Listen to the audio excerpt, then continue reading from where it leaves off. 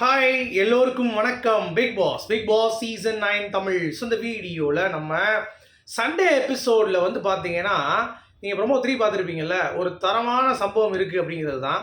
So FJ வந்து நம்ம பார்வதி பொறி போட்டாங்க அப்படிங்கிறது பார்க்க முடிஞ்சிச்சு. ஸோ எஃப்ஜே வந்து இந்த வீட்டில் வந்ததுலேருந்து என்னென்ன கேம் விளாண்டா, அது எப்படிலாம் விளாண்டா அப்படிங்கிறத ஆதரை வந்து செம மாசாக ஒரு ட்விஸ்ட் வந்து கொடுத்தாங்கல்ல, அதை அப்படியே கேரி ஃபார்வர்ட் பண்ணி எஃப்ஜேவோடைய கேம் வந்து பார்த்தீங்கன்னா கம்ப்ளீட்டாக சல்லியாக நொறுக்கிட்டா பார்வதி அப்படிங்கிறது எல்லாத்துக்குமே தெரிஞ்ச விஷயம் தான். சரியா? அது என்ன டைமென்ஷனில் மாறிச்சு அப்படிங்கிறதை பற்றி இந்த வீடியோ டிஸ்கஸ் பண்ண போகிறோம். அடுத்து ஞாயிற்றுக்கிழமை நடந்ததில் வந்து ரொம்ப பெரிய விஷயம் இருக்குது, அதனால் அடுத்த வீடியோ நம்ம வந்து பார்க்கலாம். பட் அதில் சின்ன சின்ன விஷயங்கள் வந்து பார்த்தீங்கன்னா ஒரு டைமென்ஷன் கேமு மாறுமா அப்படின்ற ஏகப்பட்ட கேள்விகள் ஆடியன்ஸ் வந்து பார்த்தீங்கன்னா நமக்கு சப்ஸ்கிரைபர்ஸ் கேட்டுகிட்டே இருக்கீங்க. ஸோ அதை பற்றி தான் இந்த வீடியோவில் நம்ம வந்து பார்க்க போகிறோம். சரியா? ஸோ வீடியோக்குள்ளே போகிறதுக்கு முன்னாடி லைக்கு, சேனலுக்கு ஒரு சப்ஸ்கிரைப் பண்ணிடுங்க. இப்போ நம்ம வீடியோக்குள்ளே போகலாம். ஸோ நீங்கள் பார்த்துருப்பீங்க தேர்ட் ப்ரொமோக்கான லீடு என்னன்ட்டு.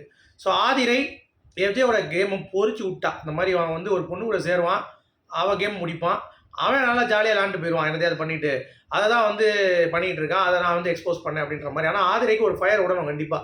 பிகாஸ் கானா வினோத்தோட தவறுகளை சுட்டி காட்டியது, அப்புறம் வந்து நம்ம எஃப்ஜேவுடைய கேமை சொல்லியாக நொறுக்குனது. ஆனால் அவங்க என்ன தப்பு பண்ணிட்டாங்கன்னா, இந்த ஆதிரை பார்வதியை டைட்டில் ரன்னருக்கோ வின்னருக்கோ சொல்கிறது பிரச்சனை கிடையாது. அரோரா என்ன பிடுங்கினா அப்படிங்கிறதுக்கு அவளை வந்து டைட்டிலுக்கு பக்கத்தில் நிற்கணும் அப்படின்ற மாதிரி சொல்கிறது, டைட்டில் வாங்கிடுவான்னு சொல்கிறதெல்லாம் வந்து ஒரு சேனல் வந்து பார்த்தீங்கன்னா இதை புஷ் பண்ணுறாங்க. நல்லா மாட்டிக்கிட்டாங்க அப்படிங்கிறது க்ளீனாகவே தெரியுது. நீங்கள் எத்தனை பேர் நோட் பண்ணீங்க அப்படிங்கிறது தெரில. ஸோ இதில் வந்து தெளிவாக மாட்டிக்கிட்டாங்க விஜய் டிவியோட புஷ்ஷே வந்து பார்த்தீங்கன்னா வெளியே வந்து ஸ்பாருக்கு நல்ல மவுஸ் இருக்குது அப்படிங்கிறத உள்ளே வந்து காட்டி அவளை வெளியேற்றுறதுக்கு தான் பார்க்குறாங்க பார்வதியை. ஆனால் பார்வதி விஜய் டிவியோடைய ஆட்டத்துக்கு வந்து மயங்கவே இல்லை. அந்த 3-4 வாரங்க அப்புறம் அவளுடைய ஆட்டம் அப்படிங்கிறது ரொம்ப ஸ்டேபிள் ஆகிடுச்சு. நீங்கள் பார்த்தீங்கன்னா உங்களுக்கு தெரியும், ஒரு கேடுகட்ட மாதிரி ஒரு பார்வதி அப்படிங்கிறது நீங்கள் பார்க்கவே மாட்டீங்க.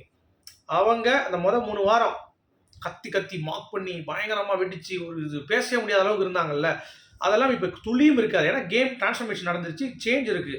அந்த சேஞ்ச் வந்து பார்த்தீங்கன்னா விஜய் டிவிக்கு வந்து கொஞ்சம் அதுக்காகவே உள்ளே வந்து இப்படி இது பண்ணி விடுறது, ஆதிரை அமைச்சு அரோராவை நீங்கள் வந்து அப்படி போந்து பேசணும்னா அப்போ என்ன ஆட்டோமேட்டிக்காக வந்து பார்வதிக்கு அரோராவுக்கு வந்து இஷ்யூ வரும், ஏன்னா கமருதினால அப்படிங்கிறது தான். ஸோ இது த்ரையாங்கிள் கான்செப்ட் வந்து போவோம், நான் என் பண்ணுவோம்னு சொல்லிட்டு கடைசி வரைக்கும் இவங்க 3 பேர் பேசிட்டு தான் இருக்காங்க. பார்வதியும் வந்து நான் வெளியே போய் பார்த்துக்கிறேன்னு சொன்னால் கூட பார்வதிக்கு ஃபீலிங் சொல்லி உட்காந்துக்கிறா.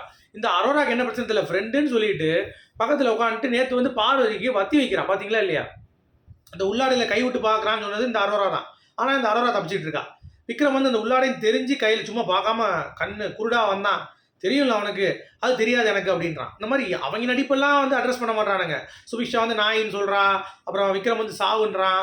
அந்த மாதிரி அரோரா வந்து பார்த்தீங்கன்னா இப்போ பார்வதி மாதிரி அன்னைக்கு பண்ணா பார்வதி கிட்ட சண்டை போடும்போது அப்படியே ஒரு மாதிரி ஆக்ஷன் பார்க்குறது, மாக்கிங் பண்ணுறது, இதெல்லாம் வந்து சொல்ல மாட்டானுங்க.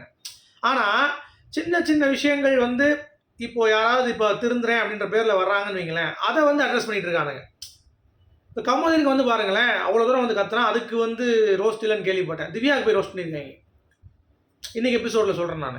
ஸோ அப்படி இருக்கும் பொழுது இந்த கேமோடைய டைமென்ஷனே அப்புறம் மாறாதில்ல. ஃபுல் அண்ட் ஃபுல் ஃபோக்கஸ் வந்து பார்வதி விக்ரம் அப்படின்ற அந்த ஒரு ஜேர்னரை செட் பண்ணுற மாதிரியான ஒரு நெரேட்டிவ் வந்து இருக்குது. அப்படி தான் இந்த டைமென்ஷன் வந்து போயிட்டு இருக்குது அப்படிங்கிறது எத்தனை பேர் பிலீவ் பண்ணுறீங்க? ஸோ அப்படி இருக்கிறப்ப எஃப்ஜேவுடைய கேமை வந்து பார்த்தீங்கன்னா ஆதிரை வந்து லைட்டாக அப்படியே உடச்சி விட்றாங்க.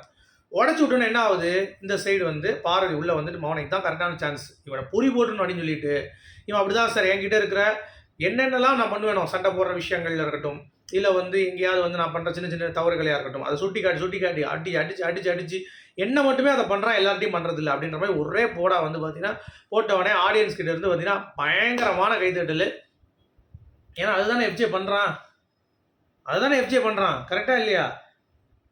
கேடு கெடுத்தனா பண்ணலையா அவன், சொல்லுங்க, யோசிச்சு பாருங்க. அதாவது இவங்களுடைய அந்த ஃபீலிங்கை பாருங்க, பார்வதி சொல்றத உங்களுக்கு வந்து உங்களுக்கே தெரியும். அமுக்கணும்னு நினைப்பாரு, அதாவது என்னென்னலாம் தோணுதோ அது எல்லாத்தையும் வந்து என்கிட்ட சொல்லி என்னுடைய கேமை முடிச்சு விடுறது ட்ரை பண்ணி லேபிள் வேற வந்து ஒட்டி வர செய்கிறான் அப்படின்ற மாதிரி வந்து பார்த்தீங்கன்னா எஃப்ஜேவுடைய கேமை தோல் உரிக்கணும். அது இவங்கிட்ட மட்டும்தான், வேறு யார்கிட்ட நீங்கள் பார்த்தீங்கன்னா தெரியும் அதெல்லாம் நடமாட்டான். எஃப்ஜேவுடைய அந்த ஒரு குணம் வந்து அப்படி தான் இருக்கிறது அப்படிங்கிறது பார்க்க முடியுது. ஸோ இந்த பேட்டர்னை இவங்க சேஞ்ச் பண்ணாத வரைக்கும், எல்லாரையும் வந்து கேட்காத வரைக்கும் இது வந்து முழுக்க ஃபோக்கஸ் வந்து பார்வை தான் போகும்.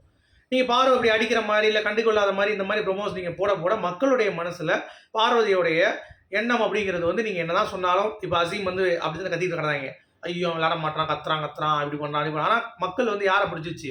அசீம் தான் பிடிச்சிச்சு. அந்த மாதிரி தான் பார்வதி நிலைமையும் ஆகும் அப்படிங்கிறது தான். இந்த மாதிரி நீங்கள் பண்ணிட்டு இருந்தீங்கன்னா ஓகேவா?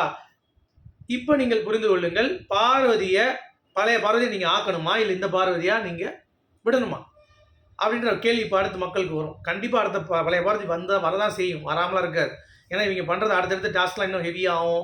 ஸோ வரதான் செய்யும். எப்படி தான் பார்வதி அதை ஹேண்டில் பண்ணி ஆட போகிறாங்க அப்படிங்கிறது தெரியல. அப்படி ஆடி எல்லாம் டார்கெட் பண்ணி திருப்பி பார்வதியை வச்சாங்கன்னு வைங்களேன், நிப்பாட்ட முடியாது. பார்வதியுடைய வளர்ச்சி வந்து பயங்கரமாக இருக்கும் அப்படிங்கிறது தான். அதில் நீங்கள் எதுவும் பண்ண முடியாது அப்படிங்கிறது என்னுடைய பாயிண்ட் ஆஃப் வியூ. ஸோ நீங்கள் இந்த சூழ்நிலை எப்படி பார்க்குறீங்க அப்படிங்கிறத சொல்லுங்கள். அடுத்த வீடியோவில் நம்ம ஞாயிற்றுக்கிழமை நிகழ்வை பற்றி டிஸ்கஸ் பண்ணலாம்.